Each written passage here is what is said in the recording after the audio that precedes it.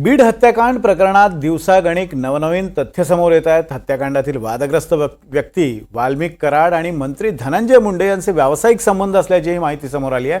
त्यामुळे प्रकरणाची निष्पक्ष चौकशी कशी होणार असा सवाल विरोधकांनी केलाय। मात्र सत्ताधारी आणि राजकीय विरोधकांच्या राजकीय कुरघोड्यांमुळेच देशमुख कुटुंबियांना न्याय मिळणार का हा सुद्धा प्रश्न आहे। मस्साजोगचे सरपंच संतोष देशमुख यांच्या हत्याकांडाला 15 दिवस उलटलेत। संतोष देशमुख यांचं कुटुंब आणि मस्साजोगचे गावकरी न्यायाच्या प्रतीक्षेत आहेत। मात्र मुख्य आरोपीला गजाआड करण्यात पोलीस प्रशासन अपयशी ठरलंय। दुसरीकडे गेल्या 15 दिवसापासून मस्साजोगमध्ये सत्ताधारी आणि विरोधक दोन्ही बाजूच्या नेत्यांची ये-जा सुरूच आहे। महायुती सरकारचे मंत्री संजय शिरसाट आणि उदय सामंत यांनीही देशमुख कुटुंबियांची भेट घेऊन त्यांचं सांत्वन केलंय। हा प्रकार खंडणीचाच आहे आणि एक दहशत महाजनो ज्याला म्हणतात, ज्या पद्धतीने एखाद्यावर अटॅक करणं किंवा एखाद्याला मारणं, ह्या त्यांनी हे दाखवायचा प्रयत्न केले की आमच्या नादाला जर लागाल तर तुम्हाला याच पद्धतीने आम्ही मारू। म्हणजे ही जी काही दहशत आहे ही फार भयानक आहे। भविष्यामध्ये जर ही दहशत बीड जिल्ह्यावर जर एक प्रस्थापित झाली तर या बीड जिल्हा हा बाकीच्या राज्यापेक्षाही पुढे जाईल आणि मला या जिल्ह्याचं नाव हे ब्लॅकलिस्ट असल्यासारखं होईल। कोणी इथं ना उद्योग येतील, ना इथं कोणी राहायला येईल, ना अधिकारी काम करायला येईल। म्हणून ही दहशत आम्हाला संपवायची आणि त्यांच्या दुःखात सामील होत असताना आम्ही त्यांना शब्द दिलाय की कुठच्याही परिस्थितीमध्ये कोणालाही वाचवलं जाणार नाही, कोणालाही पाठीशी घातलं जाणार नाही। जे कोण ह्याच्यामध्ये चौकशी अंती इन्व्हॉल्ड असतील त्यांच्यावर कडक कारवाई केली जाईल आणि देशमुख कुटुंबाला न्याय दिला जाईल। बीड हत्या प्रकरणात आतापर्यंत प्रतीक घुले, जयराम चाटे, महेश केदार, विष्णू चाटे यांना अटक झाली आहे। तर सुदर्शन घुले, सुधीर सांगळे आणि कृष्ण आंधळे हे आरोपी फरार आहेत। मात्र या हत्याकांड प्रकरणामुळे वादाच्या भोवऱ्यात सापडलेले वाल्मिक कराड अजूनही पोलिसांच्या आवाक्याबाहेर आहेत।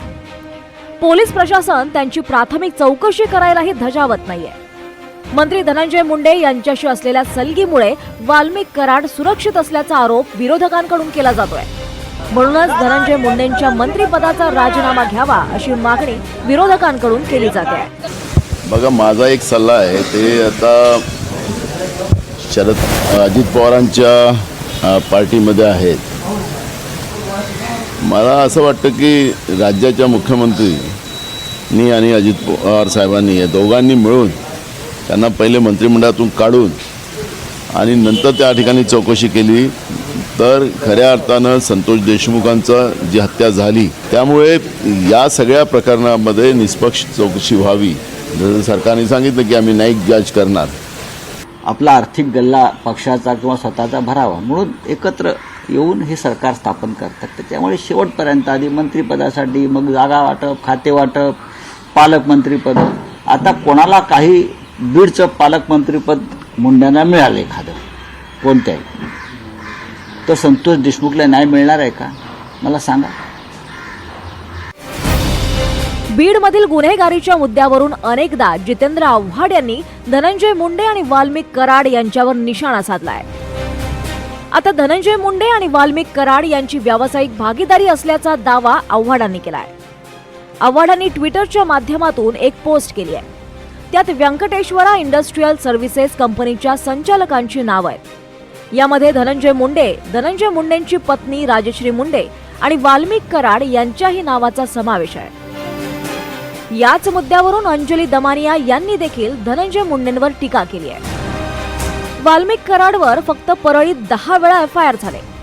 23 सेक्शन्स, यापैकी अनेक सेक्शन्स 3 ते 4 वेळा देखील आहेत। एकूण 45 गुन्हे दाखल आहेत। इतके गंभीर गुन्हे असलेला माणूस धनंजय मुंडे आणि त्यांच्या पत्नी बरोबर डायरेक्टर, त्यांना आधी मवियाने थारा दिला, आता महायुतीने, असं अंजली दमानिया यांनी म्हटलंय। या हत्याकांडाचा सूत्रधार म्हणून वाल्मिक कराडवरचा संशय अधिकच बळावतोय। धनंजय मुंडेंच्या अडचणी वाढतच आहेत, शिवाय महायुती सरकारवरही दबाव वाढतोय। उपमुख्यमंत्री अजित पवार यांनीही हत्या प्रकरणातल्या मास्टर माइंडचा शोध घेऊ असं आश्वासन दिलंय। न्यायालयाच्या मार्फत पण चौकशी केली जाईल आणि त्या ठिकाणी वरिष्ठ एकदम टॉपच्या पोलीस अधिकाऱ्यांच्या मार्फत पण चौकशी केली जाईल।